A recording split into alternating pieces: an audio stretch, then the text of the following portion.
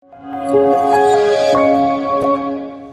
манай хэрэглэгч дүүлжлэх төв 13 нь Баянгол дүүргийн 7, 8, 9, 10, 13, 18, 19 дугаар хорооны нутаг дэвсгэрт байдаг 75 орон сууцны байрны 6400 орчим айл өрөх, 440 орчим аж ахуйн нэгж байгууллагт 24 цагийн турш ус дулаанаар тасралтгүй хангах үйлчилгээг хариуцсан ажиллаж байгаа. За Монгол улсад цар тахал гарсантай холбогдуулан засгийн газараас бол нэлээд их олон ажлыг бол иргэдээ чиглэж болсон ажлуудыг бол хийсэн.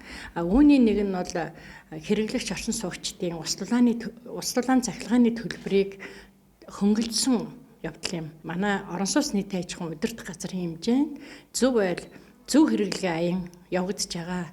Тэгэхээр үүнтэй холбогдуулан нийт иргэд оршин суугчдаа хэрэгжилж байгаа ус дулаан цахилгааныхаа хэрэглэгээг зөв хэрэгжилж хэмнэж мөн тухайн сарынхаа усны тоолуурын бичлэлтийг үнэн зөв цаг хугацаанд нь өгч байхыг уриалж байна.